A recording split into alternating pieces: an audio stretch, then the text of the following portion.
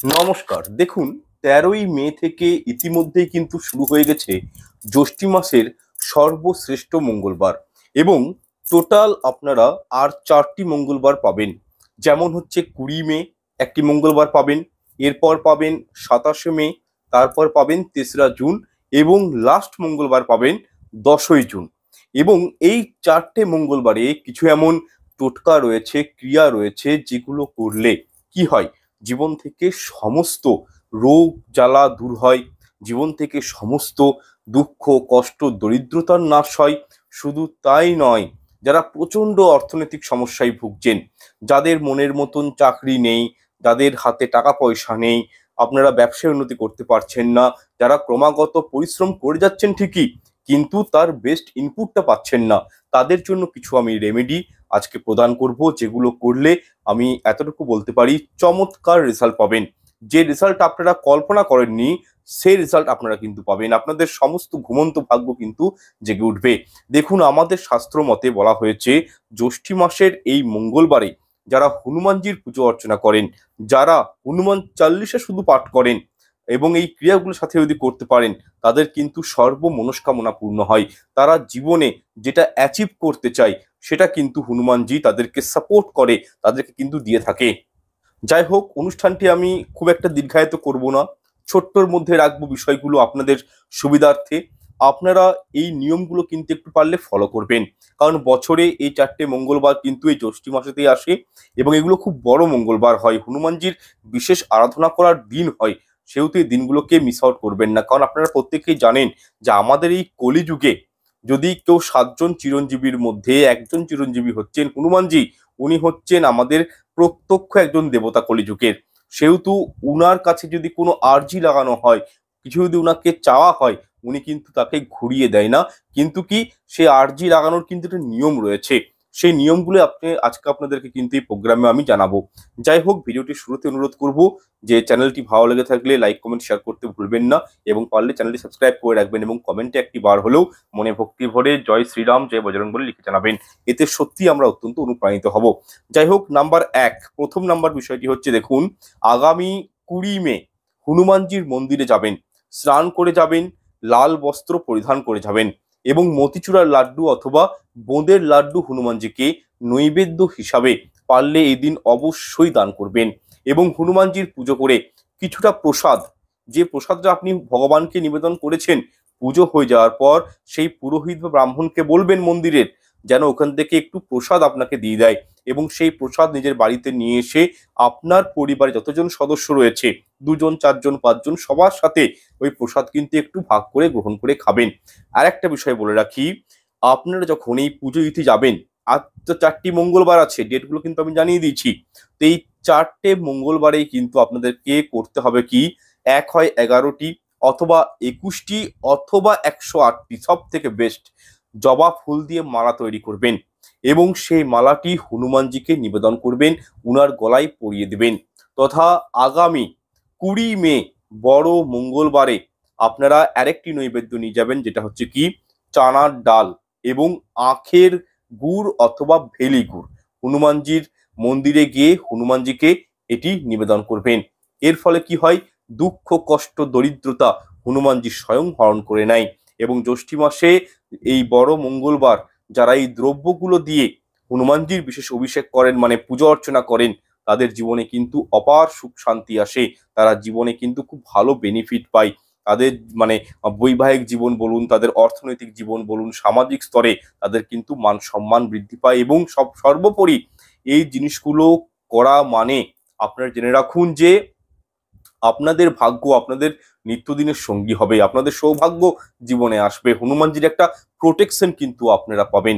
সুতরাং অবশ্যই এবং আরেকটা বিষয় এখানে বলে রাখি আমি, যেটা হচ্ছে আপনারা যে জিনিসগুলো দান করবেন সেগুলো কিন্তু একটু বেশি পরিমাণে নিয়ে যাবেন। দেখবেন মন্দিরের চত্বরে অনেক ছোট ছোট বাচ্চারা থাকে, অনেক ব্রাহ্মণ বৈষ্ণব থাকে বা হয়তো অনেক গরিব মানুষও থাকে। তো তাদেরকে কিন্তু এই প্রসাদ অল্প করে তাদেরকেও দিবেন, এতে কিন্তু অখণ্ড সৌভাগ্য লাভ হয়। দেখুন, শাস্ত্র বলছে শুধু নিজে খেলে নয়, অপরকে যখন আমরা কিছু খাওয়াবো তার কিন্তু একটা, তাদের যে আশীর্বাদ, তাদের যে একটা মানে কিছু একটা দেওয়ার পর দেখবেন কোনো একটা গরিব মানুষ সে কিছু একটা দান করলেন, তার মুখে যে একটা মানে হাসি, সেটাই কিন্তু আমাদের কাছে আশীর্বাদ স্বরূপ। সুতরাং দান ধ্যান করা কিন্তু অতি আবশ্যক। এছাড়াও ধরুন যারা মাঙ্গলিক দশায় ভুগছেন, বিবাহতে সমস্যা হচ্ছে, আপনাদের মধ্যে ধরুন রাগ অত্যন্ত বেশি, কর্মে ধরুন উন্নতি নেই, বা হয়তো আপনাদের হতে পারে এরকম যে হওয়া কাজগুলো যদি না হয়, প্রত্যেকটা কাজে অসফলতা, পেন্ডিং হয়ে রয়েছে অনেক কাজ, আপনারা ধরুন পৈতৃক সম্পত্তি থেকে বঞ্চিত হয়ে গেছেন, বা হয়তো সম্পত্তি নিয়ে কোনো সমস্যা চলছে, কোর্ট কেস কাচারির মধ্যে চলছে, এই মতো অবস্থায় মঙ্গলকে মজবুত করতে হয়। ঠিক আছে, তো এই জায়গাটাকে এই এই উপায়গুলো যদি আপনারা করতে পারেন, এতে কিন্তু মঙ্গলদেব অতি প্রসন্ন হন, হনুমানজির ব্লেসিং পাওয়া যায়। এবং অবশ্যই যারা এই প্রবলেমগুলোতে রয়েছে, তারা কিন্তু একটি বিশেষ মন্ত্র বলে দিচ্ছি আমি, আপনারা কিন্তু এই মন্ত্রটি হনুমানজির মন্দিরে গিয়ে হনুমানজির পুজো অর্চনা করে অবশ্যই কিন্তু পাঠ করবেন।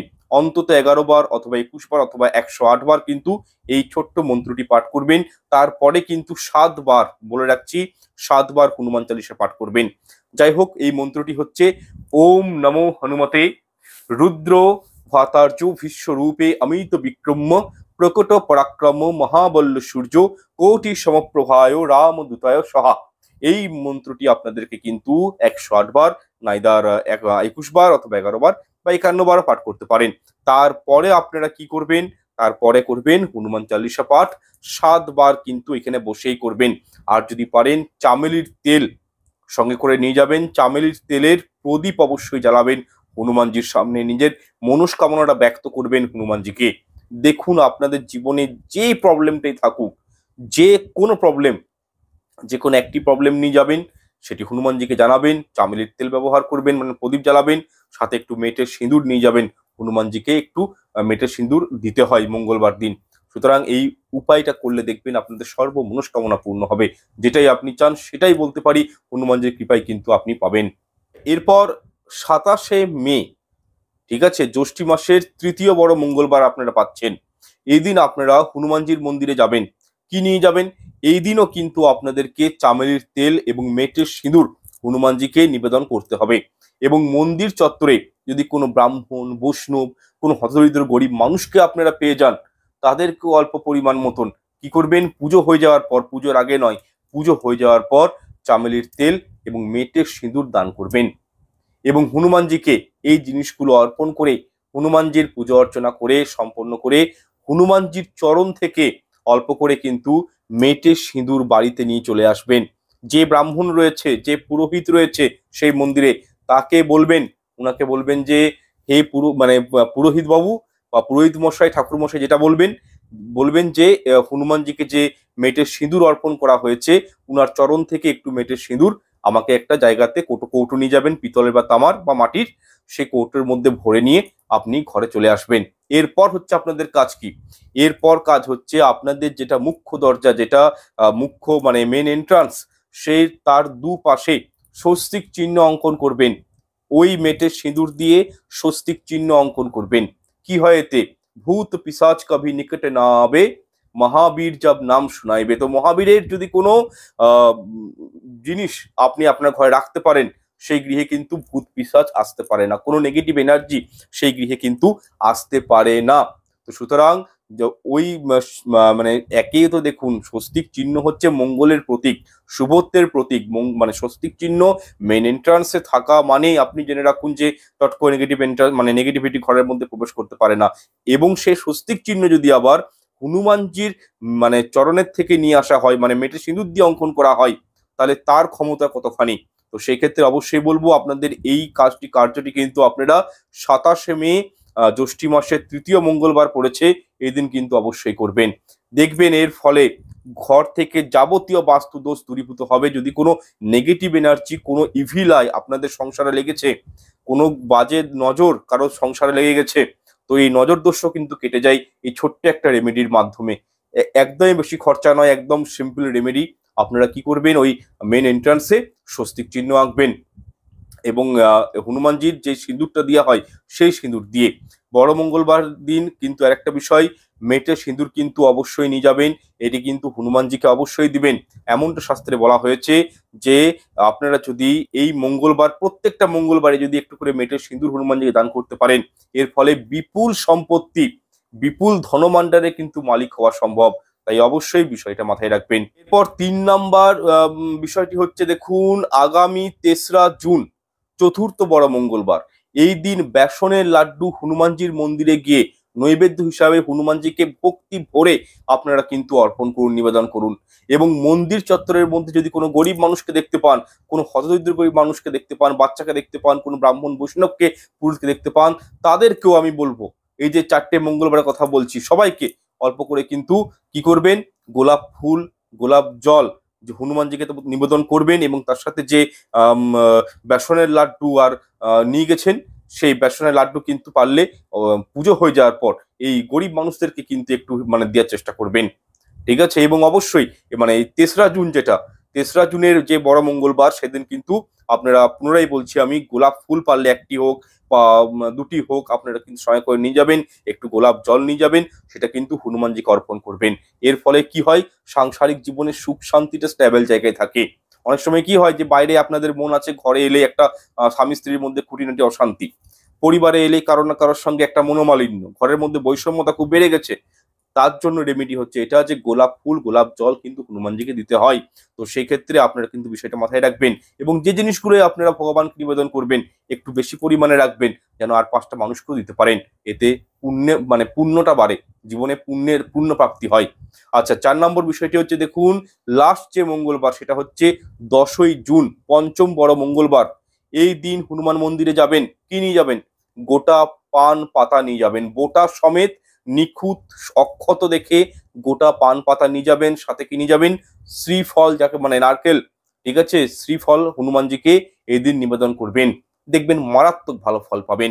এবং এই যে প্রত্যেকটি উপকরণ আপনাদেরকে আমি বললাম যে হনুমানজির মন্দিরে মানে নিয়ে যাবেন, হনুমানজিকে নিবেদন করবেন, সেগুলো কিন্তু পারলে একটু গরিব মানুষ, বারবার কথাটা কেন বলছি, হনুমানজি এবং শনিদেব খুবই প্রসন্ন হয় যদি আমরা কোনো গরিব মানুষকে হেল্প করি, যদি কোনো লেবার কাস্ট মানুষকে হেল্প করি, সেটা অর্থ দিয়ে হোক, খাদ্য দিয়ে হোক। যেহেতু আপনি ভোগ নিয়ে যাচ্ছেন প্রভুর, তাহলে সেক্ষেত্রে আপনি কি করছেন, হনুমানজির ভোগ যেটা নিয়ে যাচ্ছেন, সেটা কিন্তু অল্প পরিমাণে গরিব মানুষদেরকেও দিচ্ছেন, তারাও কিন্তু হনুমানজির ব্লেসিং পাবে। যাদের সামর্থ্য নেই পকেট থেকে এত খরচা করার, কোনো ফল কেনার সামর্থ্য নেই, তাদেরকে যখন আপনি দিবেন, তাদের যে একটা হাসি, তাদের যে একটা আশীর্বাদ, সেটা কিন্তু আপনি পাবেন। এবং এটা হনুমানজি খুব পছন্দ করেন, যারা দুঃখী মানুষদেরকে দেখেন, যারা দুঃখী মানুষকে হেল্প করেন। তো সেক্ষেত্রে আমি বলবো যে আপনারা কিন্তু তাদেরকেও চেষ্টা করবেন একটু করে। দেখুন এই সামান্য সামান্য উপায়, সামান্য সামান্য প্রয়াসে নিজের ভাগ্যকে কিন্তু নিজের হাতের মুঠোতে রাখা যায়। তো সুতরাং যদি হনুমানজির কৃপা যার উপর একবার পড়ে যায়, তাকে কিন্তু পিছে ঘুরে তাকাতে হয় না আর। তার জীবনে মানে যতই সে প্রবলেমে থাকুক, যতই সে ঋণে ডুবে থাকুক, তার জীবনে যে মানে সমস্যাটা থাকুক না কেন, সে একটা না একটা দিন হনুমানজির কৃপায় সে ওই জায়গা থেকে বেরিয়ে আসতে পারে, স্বয়ং হনুমানজি তাকে ওই জায়গা থেকে তুলে নিয়ে আসবে।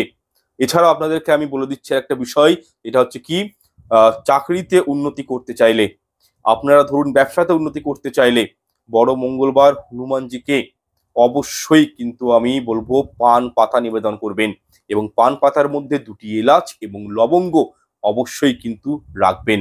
স্টাক করার দরকার নেই, পান পাতার সঙ্গে গাঁথার প্রয়োজন নেই, শুধু এলাচ লবঙ্গটা রেখে দিবেন, হনুমানজিকে নিবেদন করবেন। দেখবেন আপনাদের কর্মজীবনে কতটা উন্নতি আসে, আপনাদের কর্মজীবনটা মানে মানে কর্মজীবনের পথটা কিন্তু মানে মসৃণ হয়ে যাবে সামান্য একটা উপায় করে দেখবেন। আপনারা, আমার মুখের কথা নয়, আমি বললাম, আপনি শুনলেন, করে দেখবেন, করার পর আমাকে রেজাল্টটা কমেন্ট বক্সে পিন করবেন যে স্যার রেজাল্ট পেয়েছি কি পাইনি। প্রচুর মানুষ পেয়েছে, আপনারা পাবেন।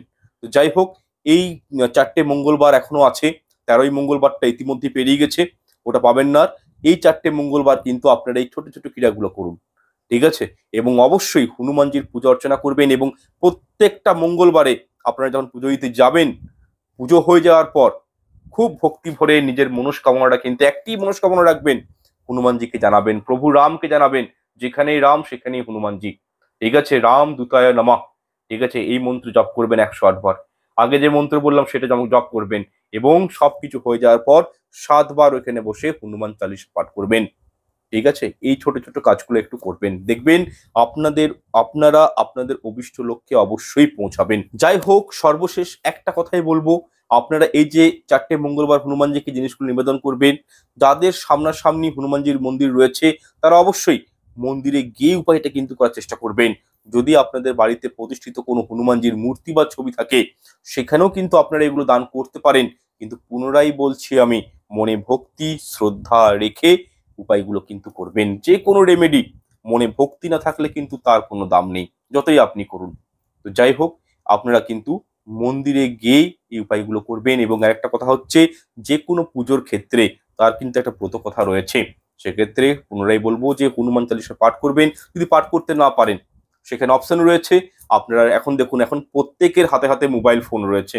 একটা অ্যান্ড্রয়েড ফোনে আপনারা হনুমান চালিসা ওইখানে একটু অল্প করে মানে সাউন্ড দিয়ে হনুমান চালিসাটা শ্রবণ করবেন। এখানে অনেকে প্রশ্ন করতে পারেন যে বাংলাটা শুনবো না সংস্কৃতটা শুনবো, যেটা ইচ্ছা আপনাদের। হ্যাঁ, আমাদের তুলসীদাসজি যেটা লিখেছেন সেই হনুমান চালিসা আপনারা কিন্তু একটু করে শ্রবণ করবেন, যদি পাঠ করতে নাও পারেন। এর ফলে কিন্তু সেই পুজোটা সম্পূর্ণ হয়।